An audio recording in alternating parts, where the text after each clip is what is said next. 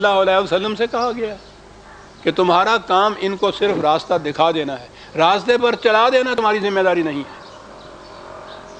اگر مجبوراً چلا دینا ہو تو پھر انسان کا اپنا کریڈٹ اس میں کیا رہا؟ پھر یہ خوبی کیا ہوئی؟ کوئی یہ بکری کی خوبی نہیں ہے کہ وہ کسی کو کاٹ کے کھاتی نہیں ہے، یہ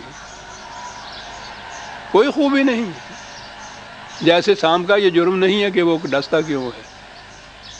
انسان میں یہ چیز آئی کہ اسے صاحب اختیار و ارادہ بنایا، اما شاکرم و اما کفورا صرف انسان کے لیے ہے۔ انسان حیوانات میں سے کسی کے لیے یہ نہیں آ سکتا کہ اس کا جی چاہے تو گوشت کھائے، جی چاہے تو وہ گھاس کھائے۔ اما کا شاکرم و اما، اور یہاں سے وہ سارے مسائل حل ہو گئے جو تھے۔ انسان اپنے اعمال کا ذمہ دار ہے یا نہیں، یہ باتیں چلی جا رہی ہیں۔ سوچئے قرآن کی موجودگی میں ان باتوں کی گنجائش ہی کہاں ہے؟ یہ جو اما شاکر و اما کفورا، اس کے بعد ومن شاء فلیؤمن ومن شاء فلیکفر انا ہدیناہ النجدین، بات تو صاف کرتا ہے، ذمہ داری انسان کی یہ ہے۔ اور اس ذمہ داری کے آگے اب دیکھیے کڑی سے کڑی کیسے ملتی چلی جاتی ہے۔ اب کفورا والے جو ہیں یہ دو راستے آ گئے نا، صحیح راستہ اختیار کرنے والے، صحیح راستہ چھوڑ کر غلط راستہ اختیار کرنے والے۔ غلط اختیار کرنے والے انا اعتدنا للکافرین سلاسل و اغلالا و سعیرا۔ اب آئے وہ اما کفورا والے جنہوں نے صحیح راستہ چھوڑا، غلط راستہ اختیار کیا۔ ان کے لیے زندگی میں اب یہ چیز جو ہے ہمارے ہاں تو وہ یہی ہے نا کہ آخرت میں جا کر تو وہاں وہ دوزخ میں توق اور زنجیریں اور آگ اور سارا کچھ وہاں تک۔ جو یہاں غلط راستہ اختیار کرتا ہے، غلط نظام زندگی یہاں قائم کرتے ہیں، یہاں کیا وہ آزاد پھر رہے ہوتے ہیں؟ غلط نظام میں کوئی شخص اپنے آپ کو آزاد کہہ سکتا ہے؟ یہ توق اور سلاسل نہیں ہوتے اس کے، قدم قدم کے اوپر بیڑیاں اور ہتھکڑیاں اور توق اور یہ چیزیں نہیں ہوتی؟ کیا وہ آگ نہیں بھڑک رہی ہوتی جس کے متعلق قرآن نے یہ کہا ہے کہ نار اللہ الموطلۃ التی تطلع علی الافئدہ، اللہ کی جلائی ہوئی آگ جو دلوں کو گھیر لیتی ہے۔ کیا اس دنیا کے اندر غلط نظام، محکومیت کی زندگی، غلامی کی زندگی، محتاجی کی زندگی، کیا یہ توق و سلاسل اور وہ نار آگ کے شعلے نہیں ہیں؟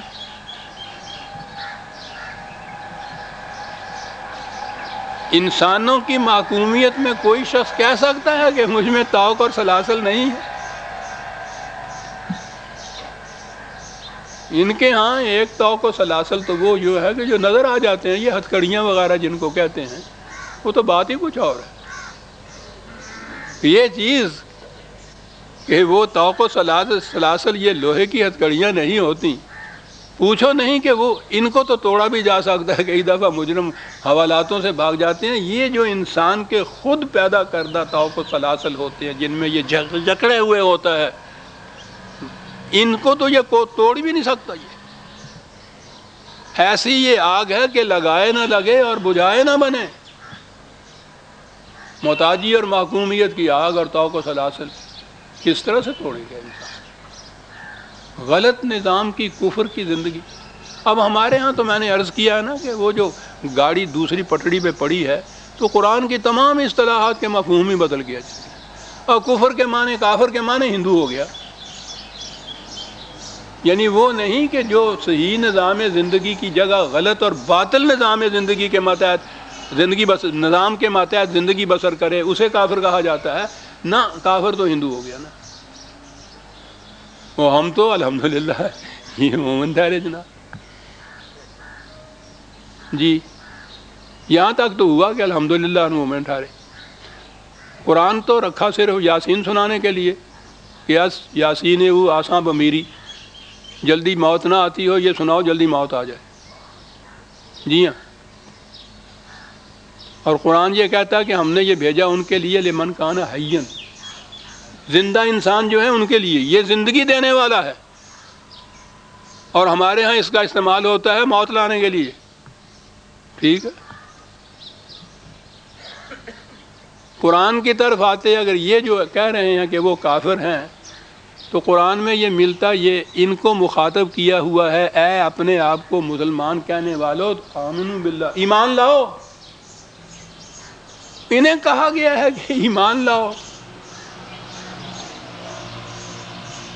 اب معلوم ہوا کفر کیا ہوتا ہے. تو کفر کی زندگی جو ہے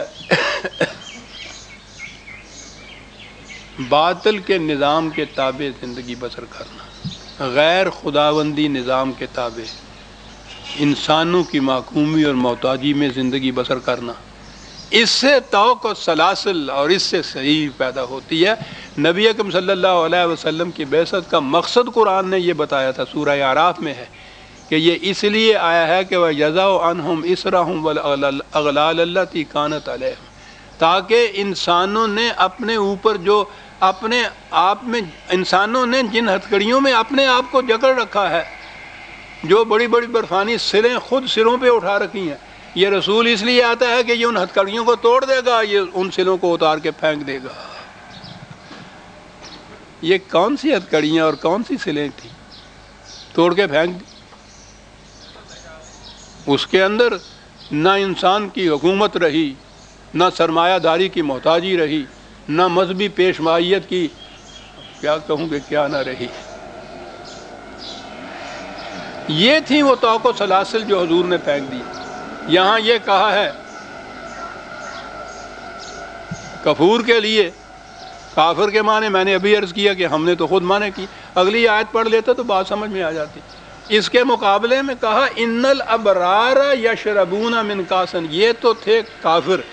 مقابل میں قرآن اس کو واضح کرنے کے لیے کہ یہ کفر کون سا ہے جو ہم نے یہ کہا ہے، یہ کافر کے معنی یہ کوئی ہندو نہیں جو تم کرتے ہو، اس کے مقابلے میں کہا ہے ابرار. تو یہ لفظ تو ہمارے ہاں بھی استعمال ہوتا ہے، آزاد کے معنوں میں یہ لفظ آتا ہے، اس کے معنی یہ آزاد. کون سی وہ زندگی ہوتی ہے جس میں یہ ہوتا ہے، جس میں کوئی انسان کسی دوسرے انسان کا محکوم نہیں ہوتا، ایک خدا کے احکام کی غلامی، اس کو اگر آپ غلامی کہیں وہ تو عبدیت ہے، ایک اس کی محکومی اور ساری دنیا سے آزادی. یہ ایک سجدہ جسے تو گراں سمجھتا ہے 1000 سجدوں سے دیتا ہے آدمی کو نجات. اس ایک دروازے پہ جھکنے والا، پوچھو نہیں کہ وہ ابرار کی کس صف میں ہوتا. کیا لفظ ان سے عزیزان مان، یہ چیزیں ہیں جس طرح قرآن سمجھ میں آتا ہے. پہلے یہ کافر کے لیے کہا ہے نا کہ یہ وہ چیز ہے، اس کے مقابلے میں وہ ابرار کا لفظ لایا ہے. اغلال و سلاسل والے جو ہیں وہ ابرار نہیں ہو سکتے.